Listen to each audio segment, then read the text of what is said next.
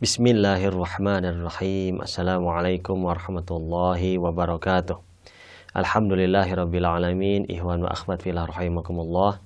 Di dalam pertemuan kita kali ini insyaallah kita akan membahas mengenai masalah nadar. Akan tetapi ada beberapa hal yang mungkin tersisa pembahasan sebelumnya mengenai masalah wasiat, dan insyaallah kita akan membahasnya sedikit mengulang dan juga menambahkan beberapa hal mengenai masalah wasiat. Lalu setelah itu selesai kita masuk ke dalam pembahasan baru, ini mengenai masalah nazar.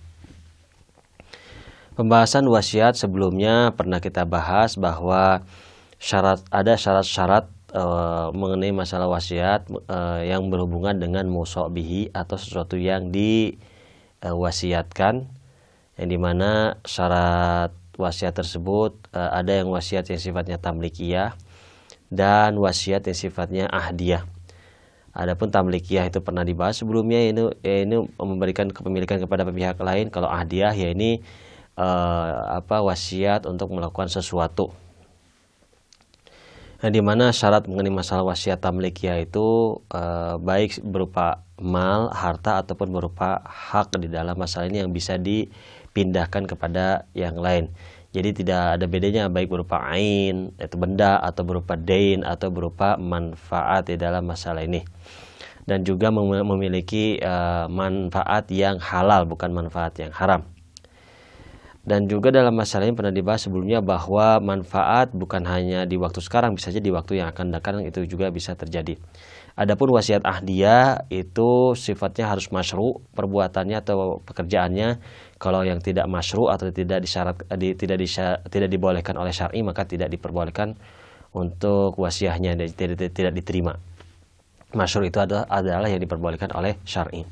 Dan perbuatannya bukan perbuatan yang sia-sia, ya kan, wasiatnya. Dan juga kalau misalnya wasiat dengan adanya wali, misalnya untuk tajhizil mayit, untuk mempersiapkan mayit, maka sang wasi itu bisa meminta izin kepada sang wali dalam masalah ini. Selanjutnya adalah syarat-syarat daripada wasi, yaitu yang pertama adalah muslim, yang kedua adalah baligh, yang ketiga adalah berakal, dan orang yang dipercaya. Pernah dibahas sebelumnya bahwa wasi tersebut itu bisa menolak ya, tapi dalam keadaan hidup ya, sang musinya. Ini harus sampai penolakannya ketika sang musinya hidup. Sifat daripada wasi itu pernah dibahas juga adalah sifatnya amin, artinya dia ibaratnya tidak menjamin kalau misalnya tidak menjamin kalau misalnya memang tidak bisa dilakukan, kecuali kalau terjadi ifrat dan tafrid, maka itu menjamin. Ketika dia sudah menerima, maka dia tidak berhak untuk tidak mengerjakannya ataupun mengalihkan kepada pihak yang lain, kecuali kalau misalnya ada izin sebelumnya, ada isyarat sebelumnya daripada musi untuk bisa diserahkan kepada pihak yang lain. Di dalam masalah tersebut juga pernah kita bahas bahwa dalam wasiat itu dibolehkan ta'adud ya, artinya banyak wasinya tidak dipermasalahkan. Itu tergantung daripada kesepakatan daripada musi dengan wasi. Dan juga mengenai masalah azal atau pelepasan daripada ibaratnya wasiat tersebut dari wasi itu, kalau misalnya terjadi khianat ataupun tidak bisa melakukannya, ataupun kalau terjadi gila misalnya, ataupun terjadi kematian pada wasi, maka itu bisa digantikan. Misalnya yang mengurus ini adalah hakim syar'i di dalam masalah tersebut.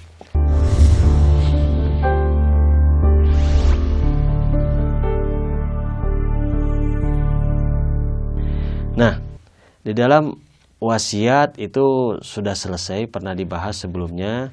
Insya Allah kita akan bahas mengenai pembahasan yang baru mengenai masalah. Jadi pembahasan wasiat telah selesai, kita akan pembahasan yang baru ya mengenai masalah yang dimana sering kita lakukan mungkin ya, ini mengenai masalah nadar. Nadar itu sebenarnya apa sebenarnya?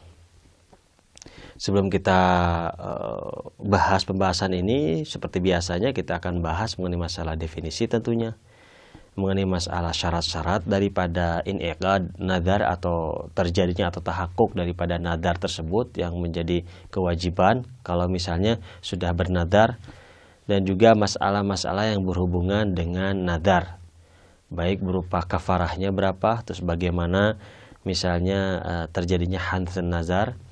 Insya Allah kita akan bahas ke depannya.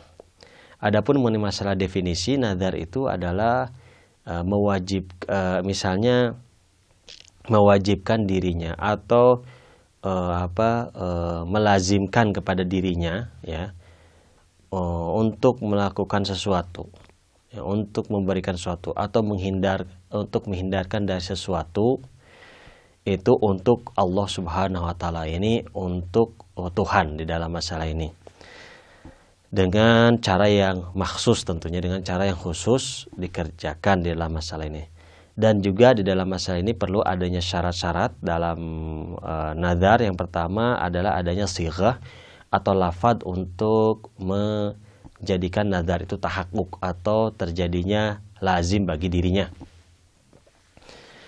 Ini tidak sembarang perkataan, ya. Kalau misalnya sembarang perkataan bisa tidak tahakkuk atau tidak terjadi nadar tersebut, atau tidak in'iqad nadar tersebut, artinya tidak terikat nadar tersebut. Kalimat itu bisa tidak harus dengan bahasa Arab, tapi biasanya kalau misalnya dengan bahasa Arab yang semakna dengan bahasa Arab, ya itu tentunya, tapi tidak harus dengan bahasa Arab. Biasanya dengan bahasa Arab, misalnya lillahi alayya, misalnya an usalli salatal lail misalnya. Itu jadi ibaratnya untuk Allah wajib bagi saya, ya atau saya melazimkan bagi diri saya untuk sholat malam misalnya.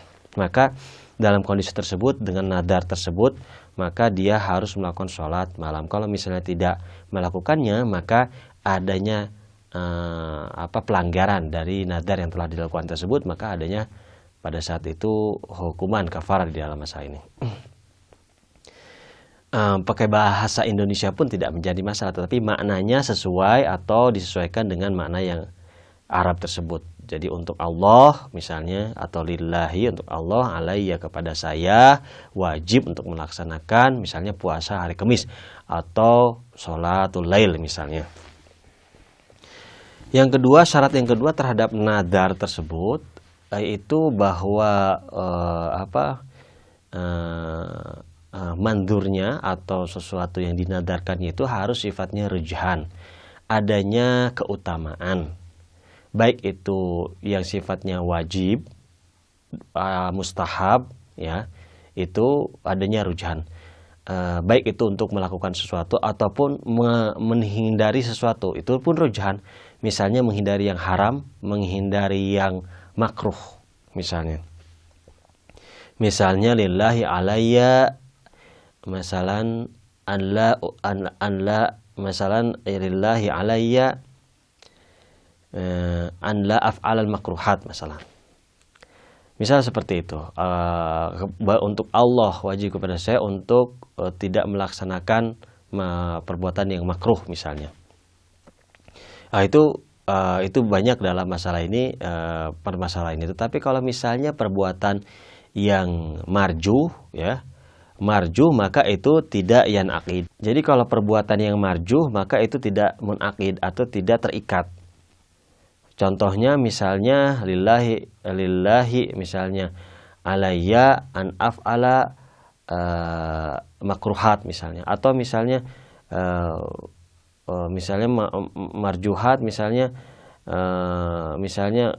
untuk Allah bagi saya, ya, atau kepada saya atau atas saya untuk melaksanakan atau untuk merokok misalnya, demikian, itu kan marjuh, tidak baik dalam masalah ini, maka itu tidak munakid, tidak terikat. Jadi harus rujhan, adanya sifat rujhan atau kelebihan atau keutamaan di dalam masalah ini. Kalau mubah, bagaimana? Mubah pun tidak terikat, kecuali kalau misalnya di dalam perkara mubah, ya, mubah itu dalam fikih itu kan meninggalkan atau melakukan sesuatu tidak mendapatkan pahala dan tidak mendapatkan dosa. Perkara mubah, kalau misalnya di satu sisi ada hal yang sifatnya keutamaan, walaupun hukum awalnya mubah, tetapi di sisi yang lain ada keutamaan, maka itu bisa dinadarkan. Misalnya untuk Allah, atas saya untuk makanan-makanan yang sehat, ya kan, untuk makanan sehat supaya saya supaya saya misalnya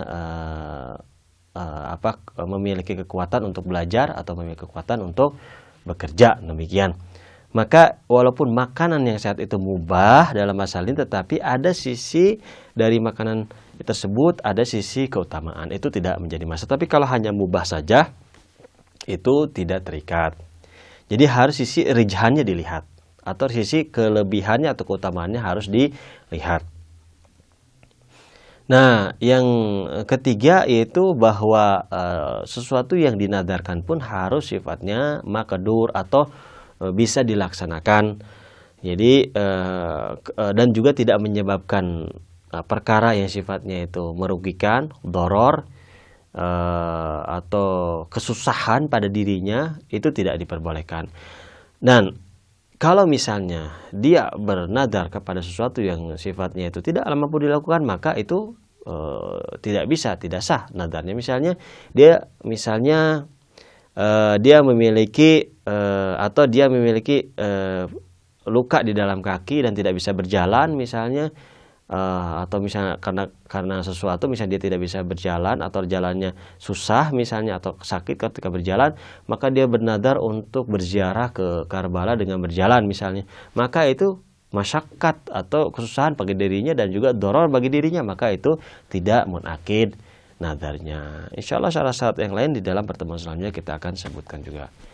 Kita akan lanjutkan tentunya. Wabillahi taufiq wal hidayah wal inayah. Wassalamualaikum warahmatullahi wabarakatuh.